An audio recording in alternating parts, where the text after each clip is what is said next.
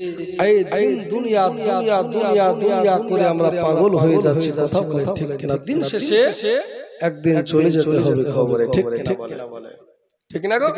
কবি বলছে অচেনা অন্ধকার পথে দয়াল কে যাবে গো আমার সাথে, যে পথে নাই গাড়ি ঘোড়া ওগো যেতে হবে খাটলিতে, কে যাবে গো আমার সাথে, অচেনা অন্ধকার পথে দয়াল কে যাবে গো আমার সাথে।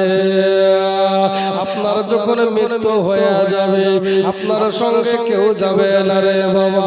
ভাইরা রে আমার বন্ধুরা, যেহেতু গোরস্থান সম্পর্কে আপনাদের মাহফিল, গোরস্থান সম্পর্কে আলোচনা করা লাগবে। আল্লাহ আল্লাহ আল্লাহ আল্লাহ, ওই কবরে সবাইকে চলে যেতে হবে। আল্লাহ রাসূল দয়ার নবী আমার বলছে, শোনো ওই আমার সাহাবারা গো, ওই আমার সাহাবারা শোনো, আখিরাতের প্রথম মঞ্জিল হলো কবর।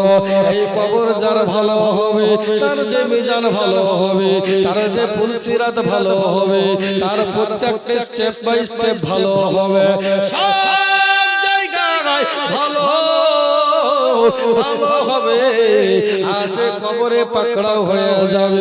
দয়ার নবী মায়ার নবী আমার বলছে, শোনো ও প্রত্যেকটা জায়গায় পাকড়াও হবে। কথা বলেন ঠিক না? দয়ার নবী আমার বলছে, ওই আমার সাহাবারা গো, কবর এমন একটা ভয়াবহ জায়গা। এই কবর যদি আল্লাহর গুনাহগার বান্দা হয়, যদি নাফরমান বান্দা হয়, ওই নাফরমান বান্দাকে যখন কবরস্থ করে দেওয়া হয়, দাফন করে দেওয়ার পরে যখন মানুষ চলে আসে, আল্লাহ আল্লাহ আল্লাহ আল্লাহ, তখন ওই কবরবাসীর সঙ্গে আল্লাহর ফেরেশতা আযাব শুরু করে দেয়। কেমন ধরনের আযাব হয় রে বাবা, ও মায়েরা, ও বাবার ভাই জানেরা, দয়ার নবী আমার বলছে, শোনো ওই কবরের ভিতরে আপনার কিনা দুনিয়ার মানুষেরা দুনিয়ার জমিনের উপরে নাপাক শরীরে কত হাঁটাহাঁটি করে। আজকের দুনিয়ার জমিনা আপনাকে কিছুই বলছে না, আপনাকে কিছুই বলবে না, কিন্তু এমন একটা সময় হবে যখন আপনি কবরে চলে যাবে, তখন ওই কবরের মাটি আপনাকে ছাড়বে না।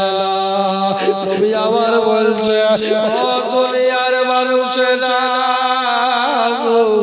ও দুনিয়ার মানুষেরা শোনো, যখন কবরে আল্লাহর নাফরমান বান্দাকে নামিয়ে দেওয়া হবে, তখন সলো জবের পরে এই মাটি এমন ভাবে চাপ দেবে, ডান দিকের মাটি বাম দিকে যাবে, বাম দিকের মাটি ডান দিকে যাবে, উপরের মাটি নিচে যাবে, নিচের মাটি উপরে যাবে, এমন ভাবে চাপ দেবে রে বান্দা।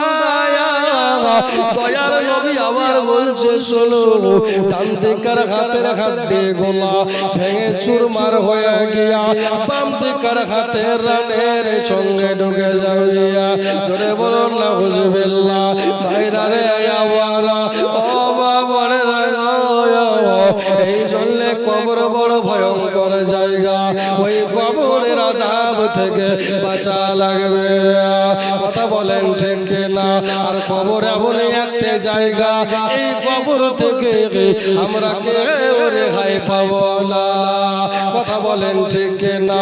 ওরে যেতে হবে কবরেতে, ভুলে যাও না ডালে মাটি হবে মাটির বিছানা, ডালে বামে মাটি হবে মাটির বিছানা।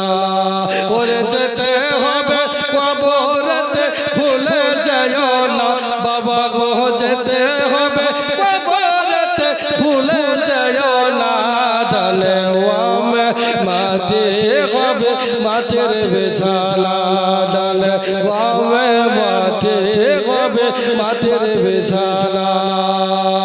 বলছে কবর তোমার আসল জায়গা তাও কে জানো না। ওটাই আমাদের আসল জায়গা। আপনার বাবা, আপনার ছেলে, আপনার ভাইরা আপনাকে রেখে চলে আসবে, সবাই মিলে আপনাকে বিসমিল্লাহি ওয়া আলা মিল্লাতি রাসূলুল্লাহ বলে কবরে নামিয়ে দিয়ে চলে আসবে। কথা বলেন ঠিক কিনা? আর কেউ থাকবে না। সবাই যখন চলে আসবে কবরে আপনার আমার দরদি নবী হাজির হবে। জোরে বলেন সুবহানাল্লাহ, সুবহানাল্লাহ। এইজন্য কবি বলতেছে শোনো, এবার কবরেতে দেখিতে আসবে শাহে মদিনা। একবার জোরে বলতে সুবহানাল্লাহ। ওগো কবরেতে দেখিতে আসবে শাহে মদিনা। ডানে বামে মাটি হবে মাটির বিছানা, ডানে বামে মাটি হবে মাটির বিছানা। ওরে যেতে হবে কবরেতে ভুলে যাও না বাবা গো, যেতে হবে কবরেতে ভুলে যাও না। ডানে বামে মাটি হবে মাটির বিছানা, ডানে বামে মাটি হবে মাটির বিছানা। ভাইরা রে আমার মা বোনেরা, এই জন্য আল্লাহর নবী, দয়ার নবী, মায়ার নবী আমার বলছে শোনো, ওই কবরের মাটি চাপ দেবে যদি আল্লাহর নাফরমান বান্দা হয়, যারা জীবনে নামাজ পড়েনি, যারা রমজানে রোজা রাখেনি, সারা জীবন দুনিয়া নিয়ে যারা ব্যস্ত ছিল, তাদের কবরে আযাব শুরু হয়ে যাবে। নবী আবার বলছে ও উম্মতেরা, যদি আল্লাহর নাফরমান বান্দা হও তবে শোনো, ওই কবরে এমন একজন ফেরেশতা আসবে, যেই ফেরেশতা চোখে দেখবে না, কানেও শুনবে না, ওর কাজ হলো আঘাত করা। লোহার একটা হাতুড়ি দিয়ে এমন ভাবে আপনার কিনা কবরবাসী ব্যক্তির উপর, নাফরমান বান্দার উপর এত জোরে আঘাত করবে বাবা, পুরো মাথা ফেটে গিয়া জমিনের ভিতরে যেন বাবা ঢুকে যাবে। সহ্য করতে পারবেন না বাবা। আবার টেনে তোলা হবে, আবার মাথায় হাতুড়ির বাড়ি মারা হবে, আবার জমিনে গেড়ে যাবে, আবার টেনে তোলা হবে। আপনি চিৎকার করবেন, কান্না করবেন, আল্লাহর ফেরেশতার দিলে মায়া হবে না, কারণ ও তো দেখবে না, কারণ ও তো শুনতে পাবে না। এই আমার যুবক ভাইরা, কবর বড় কঠিন জায়গা, কবর বড় কঠিন জিনিস। আল্লাহ রাসূল বলছেন এই কবর যার ভালো হবে তার প্রতিটা স্টেপ বাই স্টেপ ভালো হয়ে যাবে। জোরে বলুন সুবহানাল্লাহ। এই কবরে যেতে হবে, কেউ রেহাই পাবো না বাবা। পাবেন না কেউ? হ্যাঁ, আমি পাবো? সিংহাসনে বসেছি আমি পাবো না? না, আমিও পাবো না। না, এই দুনিয়া করছি আমিও, আপনিও, আমরা সবাই। কিন্তু যখন চলে যাব আপনার ধন সম্পত্তি নেবার জন্য আপনার সন্তানেরা আপনাকে দাফন করতে পর্যন্ত রাজি হবে না, যে আমাকে আমাদের ভাই বোনের সম্পত্তি আগে ভাগ বাটোয়ারা হোক তারপরে দাফন করো। কথা বলেন ঠিক কিনা? এরকম হচ্ছে না? মোবাইলে দেখছেন না যে বাপ মারা গেছে, দাফন হবে না ততক্ষণ পর্যন্ত, যতক্ষণ না পর্যন্ত সম্পত্তির ভাগ বাটোয়ারা হবে। কথা বলেন ঠিক কিনা? কার জন্য কি করছেন বাবা? আমার গাউসে উড়াহারি রহমাতুল্লাহ আলাইহি বলছেন, যাদের জন্য এসব করো ভেবে দেখো মন কেউ নয় কারো রে,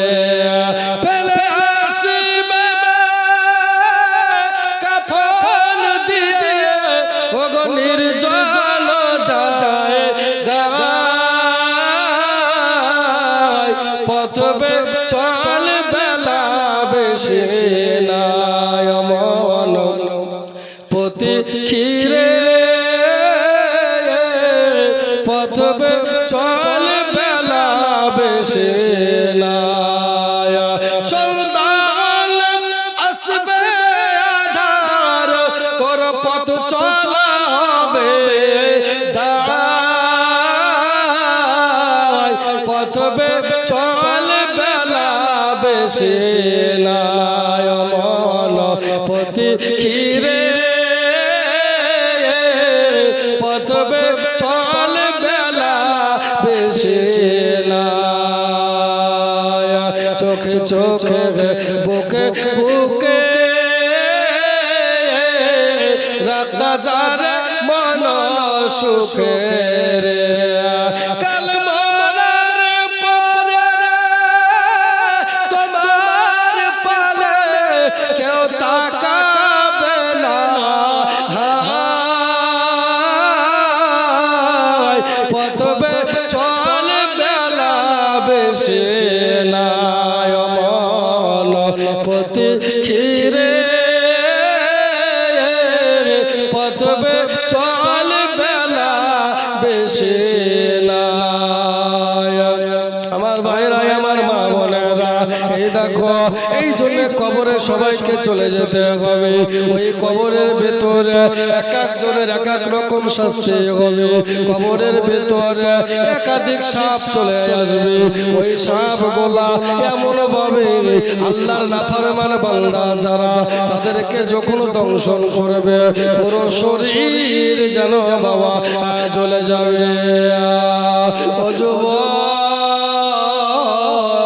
তোমার ক্ষমতা নাই কবরের আযাব সহ্য করা কিসের জন্য তুমি দুনিয়া দুনিয়া করো আল্লাহ পাক আল্লাহ তাআলা বলে বান্দা তোমরা রাসূলকে অনুসরণ করো আমার দ্বীনের পথে ফিরে এসো কেন আমি আল্লাহ বলেছি ইন্না দীনা ইনদাল্লাহিল ইসলাম Islam is the complete code of life যদি আপনি ইসলামের পরিপূর্ণ বিধান যদি মেনে নিতে পারেন তবে আপনার জীবন সাকসেসফুল হয়ে যাবে কথা বলেন ঠিক কি না ভাইরা রে আমার বন্ধুরা কবরে চলে যেতে হবে মওত হবে হবে আল্লাহর একজন ওলি নাম হলো খাজা কুতুবউদ্দিন বখতিয়ার কাকি জোরে বলেন সুবহানাল্লাহ নাম খাজা কুতুবউদ্দিন ইন্তেকালের আগে খাজা কুতুবউদ্দিন বখতিয়ার কাকি রাহমাতুল্লাহ আলাইহি ইনি জানো বাবা ইনার মুরিদকে ডাক করলো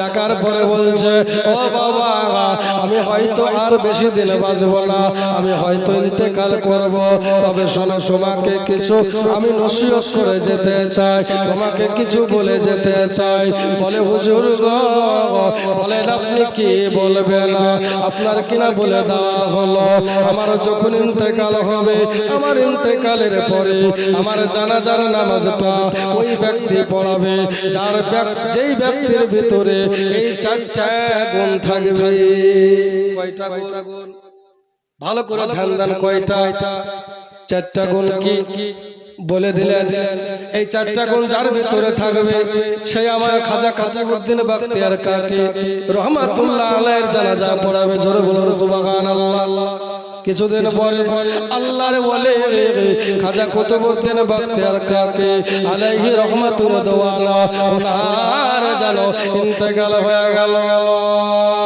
বলুন ইন্না লিল্লাহি ওয়া ইন্না ইলাইহি রাজিউন ইন্তেকাল হয়ে গেল খাজা কুতুবউদ্দিন বখতিয়ার কাকি জামানার বিরাট বড় আল্লাহর ওলি জামানার বিরাট বড় কুতুব ছিলেন আল্লাহর ওলি খাজা কুতুবউদ্দিন বখতিয়ার কাকি রাহমাতুল্লাহ আলাইহি ইন্তেকালের কথাটা চতুর্দিকে জানো ছড়িয়ে দেওয়া হলো চতুর্দিকে জানিয়ে দেওয়া হলো বলে খাজা কুতুবউদ্দিন ইন্তেকাল করেছে জামানার বিরাট বড় ওলি বাবা সবাই জানাজার ময়দানে জানাজার নামাজ পড়ার জন্য যাবে ঠিক কি না বলেন যদি একজন নামি দামি মাওলানা মারা যায় যেমন কিছুদিন পূর্বে আমাদের মাথার তাজ মরহুম গোলাম শামদানি কিবলা ইন্তেকাল করেছিলেন না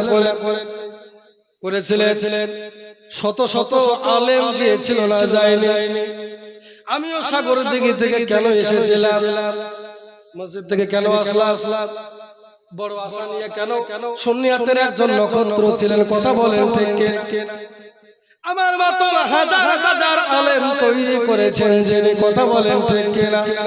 বড় আশা নিয়ে এসেছিলাম হুজুরের শেষবার একবার চেহারা দর্শন করব, হুজুরের জানাজায় শরীক হব। আল্লাহর যারা বন্ধু হয়, আল্লাহর যারা প্রিয় পাত্র হয়, এদের জানাজা